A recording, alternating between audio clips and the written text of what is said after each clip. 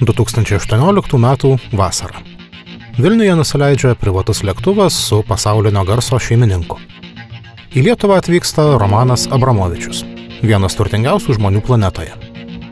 O nuo praėjusių metų ir vienas iš daugybės Rusijos oligarchų įtrauktų į tarptautinių sankcijų sąrašus.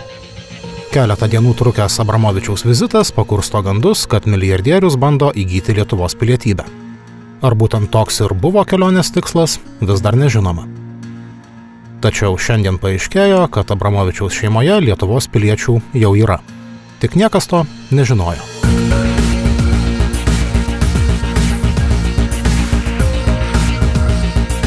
$9 milijardų vertės turtą kartu su šeima valdantis Romanas Abramovičius turi lietuviškas šaknis. Iš Lietuvos kilę Rusijos oligarcho seneliai.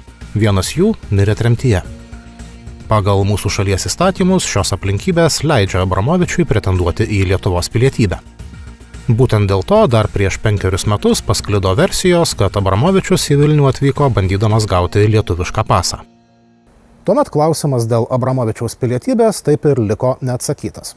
Tačiau Lietuvos pilietybę turėjo, o gal ir tebeturi 2 Rusijos oligarcho vaikai. Jų lietuviški pasai panaudoti operacijoms, kurios neretai vertinamos kaip bandymas apeiti jų tėvui pritaikytas sankcijas.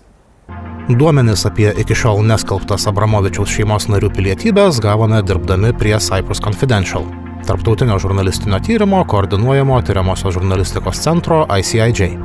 Taip nustatėme ne tik tai, kad Lietuvos pilietybė suteikta mažiausiai 2 Abramovičiaus atžaloms, bet ir tai, kam buvo panaudoti jų lietuviški pasai. Rankose laikau žurnalą Top. Kiekvienais metais leidžiama Lietuvos turtuolių reitingą. O Cyprus Confidential duomenys rodo, kad šių metų numeryje galbūt trūksta 2 pavardžių – Abramovič ir Abramovič. Lietuviškus pasus turėjo, o gal ir tebeturi 2 Abramovičiaus vaikai – Anna ir Arkadijus, neretai vadinamas būsimų tėvo imperijos paveldėtojų. Nutekėję duomenys taip pat rodo, kad Annos ir Arkadijaus lietuviški pasai panaudoti milžiniškos apimties finansinėse operacijose, kurių tikslas galėjo būti sankcijų apėjimas. Šių metų pradžioje The Guardian atskleidė, kad Romanas Abramovičius prieš pat Rusijos invaziją į Ukrainą perleido didelę dalį savo turto. 10 Rusijos oligarcho valdomų fondų buvo didelė dalimi perrašyti 7 jo vaikams. Paties milijardieriaus valdomą dalį sumažinant iki 49% ar net mažiau.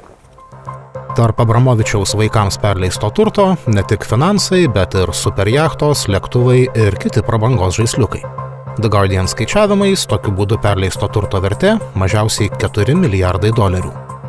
Anot politologo Vyčio Jurkonio, šis ėjimas galėjo bent dalį Abramovičiaus turto apsaugoti nuo tarptautinių sankcijų, oligarchui paskelbtų pirmomis Rusijos karo prieš Ukrainą savaitėmis. Žinant visą kontekstą, kas vyksta regione mūsų, kas vyksta su Rusija, sankcijas Rusijai ir jos pareigūnams, man atrodo, kad šitas rizikos veiksnys buvo įvertinęs priimant šitą sprendimą.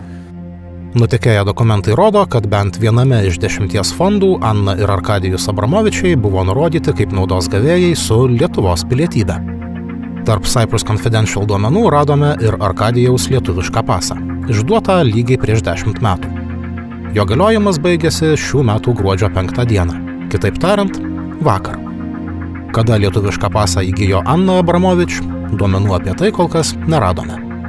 Anot Vyčio Jurkonio, lietuviškų pasų panaudojimas keičiant Abramovičiaus turtų valdymo struktūrą rimtas signalas Lietuvos institucijoms. Tokio verslininko, tokio oligarcho, iš principo jį taip reikėtų vadinti, šeimos narių pilietybė, aš manau, kad turėjo būti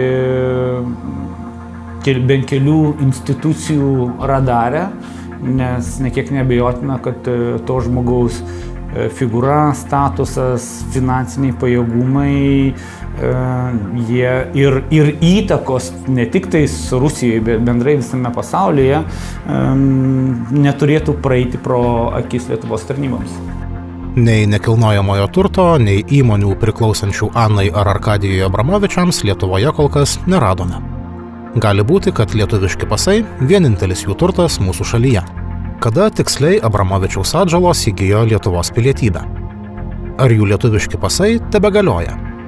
Šiuos klausimus uždavėme Abramovičiaus teisininkams. Atsakymo kol kas negavome. Panašius klausimus uždavėme ir migracijos departamentui. Jis į sienos klausimus atsakyti nesutiko, nurodydamas, kad tokios informacijos teikimą draudžia bendrasis duomenų apsaugos reglamentas. Anot migracijos departamento, faktas, kad Romanas Abramovičius yra gerai žinomas pasaulyje ir dėl savo veiklos, ir dėl to, kad jam skirtos ES sankcijos, jo šeimos narių viešais asmenimis nepadaro. Ar yra tikimybė, kad bus inicijuoti procesai, kuriais bus bandoma Lietuvos pilietybę iš jų atimti? Mes matėme, kad kai kada tie dalykai, sprendimai šiuo atveju dėl sporto žvaigždžių atveju, jie buvo priimami politinės valios išraiška, politinė valia. Ir neatmesčiau tokio varianto, kad šių žmonių dokumentų ateitis irgi būtų svarstoma.